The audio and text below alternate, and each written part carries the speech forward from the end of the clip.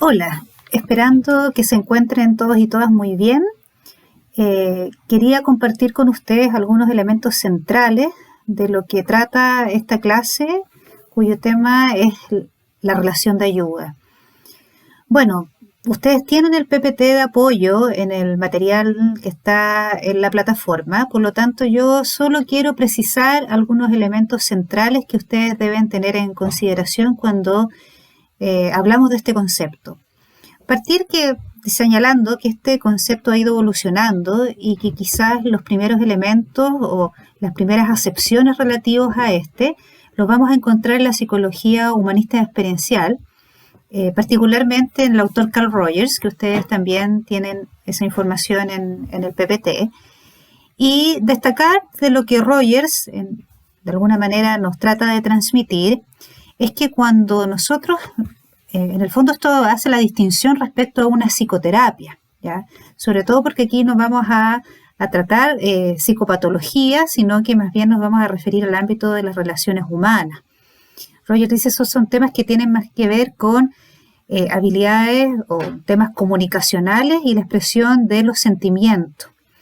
Y Roger lo que para él es central, y por eso también la psicoterapia que él se dedicó a trabajar por años, habla de una psicoterapia centrada en la persona, es poder, a través de los procesos de acompañamiento, rescatar todas las capacidades y potencialidades que la propia persona posee. Por lo tanto, no es que nosotros a través de esta relación de ayuda tratemos de imponer nuestras propias ideas, sino que sacar eso que innatamente el ser humano tiene, como esta potencialidad, otorgando todas las, digamos, el marco, el clima posible para que ello emerja. Ese sería el rol del acompañante, permitir que estos recursos que pueden estar ahí, digamos, un poco obstaculizados por la situación X por la cual la persona consulta, podríamos decir a lo mejor interferidos por las emociones o por la situación crítica que se está viviendo en el momento, puedan aflorar a partir de este sostén que nosotros podemos realizar en el acompañamiento. Ser una suerte de yo auxiliar, eso es lo importante, ser una suerte de un yo subsidiario. Él habla que nos ayude a reorganizar este self que en ese momento está desintegrado, este yo que no se encuentra, digamos, en su pleno ejercicio, ¿ya? Entonces eso es importante y rescata tres elementos fundamentales que también lo tienen desglosado en el material de apoyo, que es poder a través de esta relación de ayuda hacer manifiesto o poder promover tres capacidades que él señala fundamentales, que es la autonomía, dice Rogers, ¿no es cierto?, el sentido de competencia y la socialización. La autonomía, que justamente tiene que ver con que la gente, o sea, las personas, puedan descubrir esos recursos, esas potencialidades, y una vez que las descubren, poder hacerse responsables también de la solución de sus problemáticas y que aprendan a caminar solo. Nosotros ahí acompañar y que el otro logre volar con sus propias alas, no generar relaciones de dependencia en donde la persona para cada decisión que necesite tomar en la vida requiera del apoyo del acompañante, sino que lo que esperamos es que justamente esas capacidades quedan instaladas, ¿ya? Y esas capacidades que dice Roger están innatamente presentes en todos los seres humanos. Por cierto, también el sentido de competencia, que es importante, esto de sentir que yo me la puedo, el sentimiento de autoeficacia, porque eso también va a reforzar otras áreas tan importantes como es el autoestima, el autoconcepto, y nos va a ayudar a tener mejores estrategias de afrontamiento en problemáticas futuras o crisis vitales que se vayan sucediendo a lo largo del ciclo vital. Y por último, la socialización, porque a través de la relación de ayuda es lo que se genera es un reconocimiento del otro como un legítimo otro. Ya, Rogers acuña mucho el concepto de aceptación incondicional. Esta aceptación incondicional que implica una escucha activa. Vamos a hablar más adelante que esta es una herramienta que nos va a ayudar mucho a generar relaciones de ayuda fecunda. Esta escucha activa, que va muy ligada también con la empatía, y que implica un reconocer en el otro a una persona, como les digo, a un hermano, en nuestro caso un hermano en Cristo, también vemos a Cristo en nuestro hermano, y un diálogo en donde no hay prejuicio. Acá es importante ir sin juicios previos. Y ahí quizá lo importante de que cada vez que nosotros emprendamos un espacio de formación, como es el caso de ustedes, para poder ser mejores acompañantes, hacer una propia revisión de nuestras propias experiencias. Yo creo que otro de los conceptos claves que quiero transmitir es que si vamos a ayudar a otros, tenemos que hacer primero una revisión propia de nuestras vivencias, de nuestras experiencias, de aquellas situaciones críticas que hemos vivido, que todos hemos tenido conflictos en la vida, y probablemente tampoco la invitación es que lo tengamos todo resuelto, porque la verdad eso es muy difícil, ¿ya? Yo creo que nadie puede tener todo resuelto en la vida, pero yo creo que tenemos que hacer conciencia de esas dificultades que se nos pueden presentar y también ponerlas ahí para que puedan ser trabajadas, porque eso puede en algún minuto dificultar una genuina relación. Y ahí, tomándome de lo último, quizás algo que para Rogers es muy relevante también de destacar en estos vínculos que él establece con sus acompañados, es ser genuino. Él habla de la congruencia. Qué importante esto de la transparencia, ya de estar disponibles ahí en esta relación con un otro desde lo que somos, con nuestras fragilidades también, ¿no? Acá la invitación es no a mostrarnos a que somos los sabelotodos, que tenemos la solución para todas las dificultades, sino que también encaminarnos a una relación en donde en la interacción con el otro vamos a ir descubriendo nuevas formas, ¿ya? Acá nuevas perspectivas para el abordaje de una misma situación. Otro elemento interesante, cómo vamos generando correlatos alternativos, ya cómo le vamos otorgando una resignificación a las experiencias a través de los procesos de acompañamiento que vamos realizando con las personas y cómo esa experiencia que en algún minuto pudiese incluso haber tenido un tinte traumático lo podemos integrar a nuestro continuo vital sin esa carga emotiva tan dolorosa, ya lo podemos integrar incluso como una experiencia de aprendizaje. Ahí se liga mucho con el concepto de la resiliencia, como estas experiencias que pudiesen llegar a ser muy adversas en algún momento de la vida, una vez que las hemos podido elaborar, las hemos podido integrar, las hemos podido tramitar, como en un lenguaje más terapéutico, logran constituirse también una fortaleza y logramos a través de estos aprendizajes de alguna manera salir con recursos para el enfrentamiento de crisis futuras. Bueno, eso en cuanto a lo que nos trae la psicología humanista y algunos otros conceptos que también aparecen en el material que ustedes van a tener a mano, como es, por cierto, la empatía, que yo creo que esa es una habilidad fundamental que se debe desarrollar cuando establecimos relaciones de ayuda a otros. Esta empatía que tampoco debe ser confundida con una identificación emocional, sino que volvemos al mismo punto, tiene que ver cómo yo desde mi experiencia, desde mi foco, que eso entiendo, todas mis experiencias, mis creencias también, muy ligado también a los constructos culturales, van a determinar la manera en que yo vea las cosas. Y si yo las tengo trabajadas, identificadas, eso me va a permitir también poder entrar en la realidad del otro. A eso se llama la empatía, ¿no es? Coloquialmente uno dice ponerse en los zapatos del otro, pero sabemos que prácticamente eso es imposible. Es muy difícil poder sentir y vivir lo que está pasando en ese minuto en la mente, en los afectos de esa persona. Pero sí podemos hacer el esfuerzo por salir de nuestra propia vivencia y poder llegar a comprender lo que ese otro está viviendo en ese determinado momento. Esa es la invitación de la empatía, poder hacer todos los esfuerzos para poder comprender la realidad del otro desde las experiencias vitales que esa persona también ha tenido. Y Rogers también nos invita a poder ir desarrollando en estos procesos de ayuda una capacidad creadora. Aquí el objetivo no es ir al problema, a la solución y generar recetas de cocina, sino que muy por el contrario, poder, como les insisto, sacar desde la experiencia del otro los aprendizajes, siempre respetando al otro en su propia vivencia, y ojalá que esta persona después del proceso pueda de alguna manera crecer y poder desarrollar esta creatividad.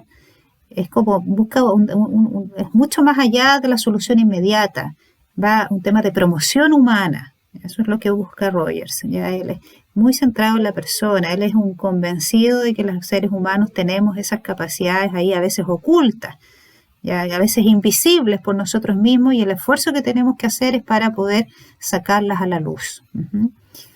Ya más adelante la relación de ayuda ha ido cambiando su connotación y se ha ido acuñando también en otras ciencias. ¿Ya? Rogers, como ustedes sabrán, era psicoterapeuta y se ha ido extendiendo también a otras áreas, particularmente al área médica. ¿Ya? Y ahí vamos a encontrar toda la línea proveniente más bien de la enfermería, ya que es la línea del counseling, o más conocido, podríamos decir, más de la línea de la consejería, ¿ya? Que tiene bastantes elementos similares a la propuesta que nos hace la psicología humanista, pero también algunas distinciones, ¿ya? Porque nos invita a tener un modelo que es un poquito más flexible en términos de que podemos ir adoptando distintas posturas frente a una eventual relación de ayuda que establezcamos con los otros. Al igual que Rogers, aquí uno de sus exponentes es George Dietrich. Él nos dice que lo que en el fondo buscamos es generar una relación de auxilio, ¿ya? Es importante esto de ser un yo auxiliante, que también lo que busca es incentivar en el otro, ¿ya? Es generar un clima, un diálogo que facilite que la persona pueda aclararse a sí misma y también aclarar cuáles son sus problemas. Y hay otro concepto importante a definir cuando generamos una relación de ayuda: hacer la distinción en que una cosa es el problema y otra cosa es la persona, ¿ya? Porque muchas veces tenemos la tentación de creer que esa situación que conflictúa a la persona en ese minuto va a definir su identidad. Ustedes, los que me conocen, sabrán que yo tengo un grado de experiencia en trabajo con víctimas de abuso, y a veces tenemos la tendencia a hablar del abusado, ¿ya? Y ahí en el fondo es creer que esta experiencia tremendamente dolorosa que esa persona vivió en su vida define todos los ámbitos de acción de esta. Pues bien, acá la invitación es hacer esa distinción, porque permite además tomar distancia y que la persona que está siendo acompañada tenga o pueda recuperar alguna maniobrabilidad frente a esta sensación de descontrol que muchas veces puede estar sintiendo y que por eso está pidiendo nuestra ayuda, porque nada está logrando dominar la situación. Entonces, si lo ponemos, ¿no es cierto?, tomamos cierta distancia, va a permitir que esa persona se dé cuenta que es un evento que yo tengo la capacidad de poder de alguna manera elaborarlo.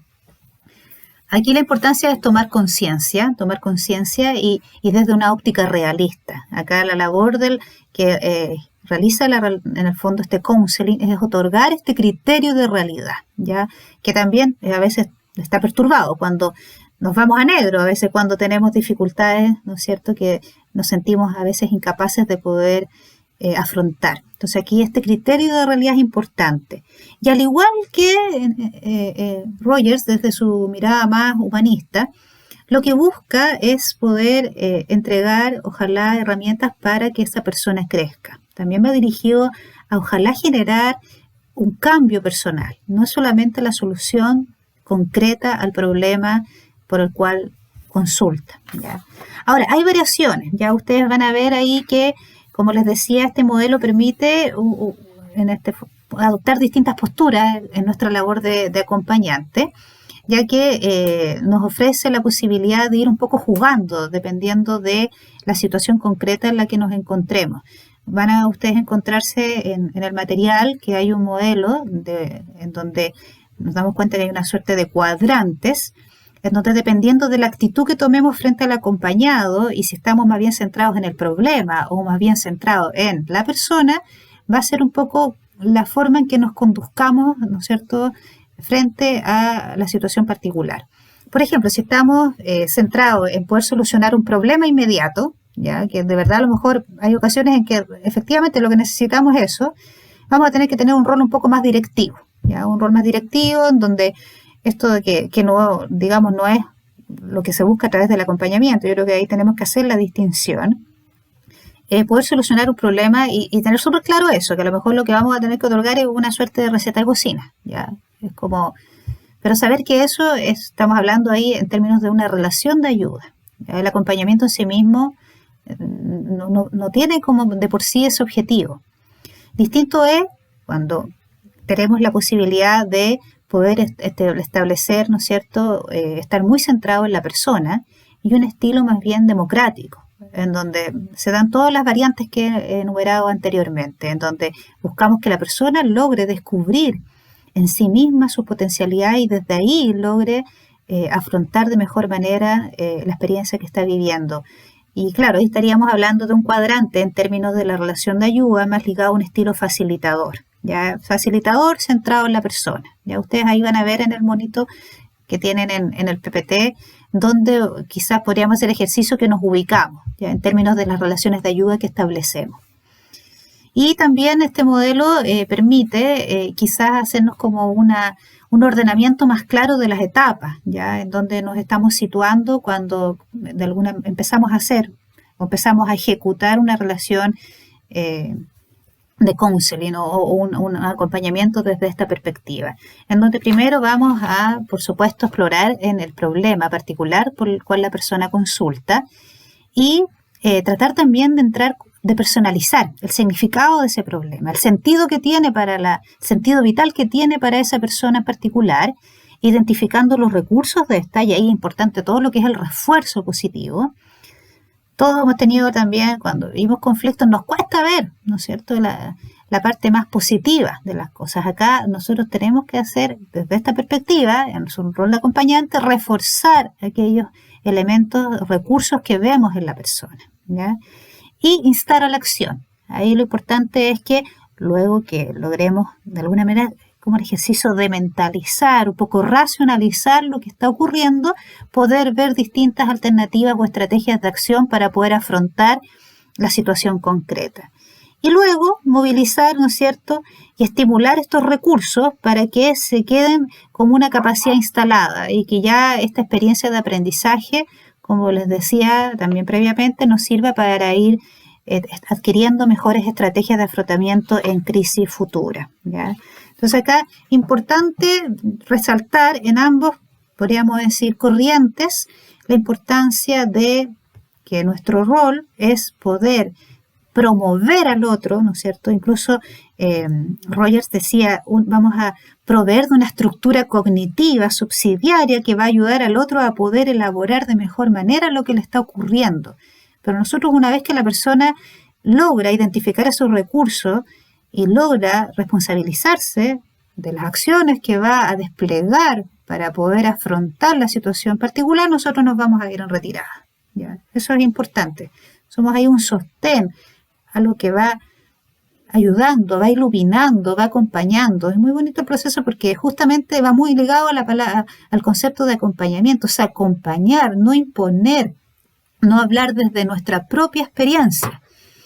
Y ahí, bueno, todas las tentaciones que emergen y que yo creo que es importante que también las hagamos conscientes, por eso vuelvo a señalar lo importante que es explorar nuestras propias vivencias, hacernos un autoanálisis, ojalá haber tenido la experiencia también de haber sido acompañado. Y por cierto, la supervisión constante para poder también ver esos puntos ciegos que a veces nos es tan difícil poder hacer como darnos cuenta de cómo ello puede ir entorpeciendo una relación de ayuda hacia un otro que acude a nosotros. Es importantísimo tener, porque podemos caer en algunas tentaciones. Y ahí también, insisto, todos ustedes los van a tener en el material de apoyo. Ojo con algunas tentaciones que pueden emerger cuando establecemos relaciones de ayuda, muy dirigido a poder dar estas como recetas de cocina, a quizás identificarnos emocionalmente más que empatizar, ¿ya? Donde si estamos o pensamos que si estamos, mientras más pena sintamos, más tristeza sintamos en alguien que nos está contando una experiencia muy dolorosa, eso va a significar que estamos más en el fondo involucrados en la situación y a veces estamos desbordados emocionalmente porque nos toca una fibra, ¿no es cierto?, de una propia vivencia, y no estamos realmente conectados con la vivencia de la persona que nos ha venido a pedir una ayuda. O sea, acá, ojo con esas grietas en el espejo que aparecen ahí, que parecieran ser empatía o pareciera ser una actitud de escucha activa permanente, pero no lo son. En el fondo hay ahí una situación que necesitamos que otros nos puedan también ayudar a mirar. Por eso es tan necesario, como insisto, la supervisión. Y por último, yo creo que es importante también hacer mención a algunas situaciones en donde la relación de ayuda se queda corta. Ya, yo creo que, insisto, la relación de ayuda más bien va a situaciones, o podríamos decir experiencias que en el fondo no son experiencias límite. Ya, yo creo que acá es importante también hacer el distingo de cuando nos estamos enfrentando a otros, pues podríamos decir tipo de consulta, de motivos de consulta que a lo mejor requieren de un especialista ya en salud mental. Y ellas son, por supuesto, cuando vemos que hay situaciones de ideación suicida, de conductas suicidas que son recurrentes, o vemos que a pesar de que ya llevamos un tiempo ayudando a esa persona, sigue permanentemente el mismo contenido. Ya no hay vemos que no hay un avance, y que esa situación particular que la queja además inunda todas las otras áreas de desarrollo y impide que incluso cosas muy cotidianas de la rutina cotidiana sean posibles de efectuar. Ojo con eso. También cuando hay un trastorno de salud mental declarado, tenemos que preocuparnos de que esté con sus atenciones al día, si está con alguna psicoterapia, con algún tratamiento psiquiátrico, que esté compensado emocionalmente, porque tampoco podemos abrir una herida que no seamos capaces también de poder nosotros contener debidamente y poder de alguna manera cerrar ese círculo. Podemos dejar ahí una situación de descompensación que no somos capaces a lo mejor de poder afrontar. Yo creo que eso es muy importante tenerlo claro. También las relaciones de dependencia, ¿ya? Recuerden que acá en ambas posturas, más desde el ámbito del counseling como desde la psicología humanista experiencial, lo que buscamos es que el otro vuele con sus propias alas. Y si nos damos cuenta que estamos estableciendo una relación de dependencia extrema, que también puede denotar un trastorno de emocional a la base o una inmadurez en la persona que requiere a lo mejor de otro tipo de atención, yo creo que tenemos que estar ahí, ojo con eso. Es una dependencia donde se transgreden los límites o nos pide, por ejemplo, que estemos presentes en espacios en donde no nos corresponde nuestro rol de acompañado, nos llama en horarios que no corresponden, empieza a involucrarse en temas, digamos, en ámbitos que son de la intimidad personal del acompañante, quiere saber más de su vida. Yo creo que tenemos que, ojo ahí, porque tenemos que tener súper claro cuál es nuestro rol. Y también cuando quizás sería bueno, no sé, en este caso sí derivar, a lo mejor no es a un profesional de la salud mental, pero quizás a otro hermano o hermana que esté realizando la labor de acompañamiento, cuando vemos que las temáticas que nos traen, en el fondo, en este caso al espacio, son temáticas a lo mejor que nos tocan muy profundamente a nosotros y que todavía necesitamos aún más trabajar, ¿ya? Entonces, y nos obstaculiza nuestra labor como acompañante y no estamos finalmente ayudando al otro. Y ahí, para cerrar, quizá solo introducir el concepto que fue descubierto, digámoslo, por Freud, ¿no es cierto?, el padre de la psicología, que es imposible que nosotros seamos una tabla rasa a la cual nos llegan las cosas y no nos afectemos emocionalmente. De hecho, eso es una fortaleza, ¿ya? Porque nos logra, nos permite conectarnos de mejor manera con la persona y con sus vivencias. Pero Freud, él descubrió ahí que pasaba algo con sus pacientes, ¿ya? Que decía, después de las sesiones de psicoterapia, como que las personas iban poniendo cosas en él que eran propias de la relación, por ejemplo, con el padre. Entonces él descubrió que se daba este fenómeno inconsciente, porque esto era parte de la parte inconsciente, que era la transferencia, ¿ya? Que en el fondo eso probablemente también se va a dar en una relación de acompañamiento. Pero también lo importante acá, para en calidad de ustedes que van a ser acompañantes y se están formando para ello, es comprender que la transferencia no es unilateral, sino que también hay una contratransferencia en donde nosotros también se nos activan nuestras partes inconscientes y podemos empezar efectivamente a actuar como ese padre, ¿ya? Y también puede movilizarnos nuestros propios conflictos y empezamos a actuar desde nuestros propios conflictos. Entonces yo creo que es muy importante en el fondo porque Freud al final él lo tomó como una herramienta también terapéutica, ya él lo asumió y empezó efectivamente a poder elaborar, ayudó mucho eso a poder generar la cura, ¿no es cierto?, terapéutica en este espacio de psicoterapia, ya que es distinto, como insisto, del espacio del acompañamiento, pero fue iluminador para él, porque ahí se manifestaba el conflicto intrapsíquico propiamente tal, en estas dos, ¿no es cierto?, manifestaciones. Entonces, el LOA finalmente lo utiliza de una manera positiva.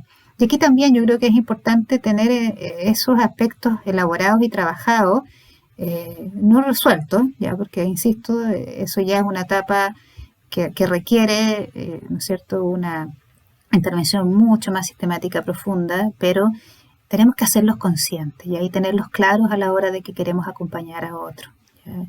Porque si no, ahí las tentaciones siempre van a estar presentes, las tentaciones y esa tentación que a veces la idea no es demonizarlas, sino que hacerlas presentes para poder trabajarlas de mejor manera. Y para cerrar, bueno, los invito, muy bonito este camino que ustedes están emprendiendo y espero que puedan tener la posibilidad también de, yo sé que están con tutorías, pero experimentar las supervisiones y poder también tener la posibilidad de ser también acompañados. Yo sé que las hermanas del Centro Espiritualidad Santa María están apoyando mucho esta iniciativa y ellas hacen un hincapié importante en poder también vivir la experiencia. Yo creo que el vivir la experiencia es fundamental para poder así desarrollar un mejor servicio. Muchas gracias y espero que les haya sido de utilidad esta clase. Chao.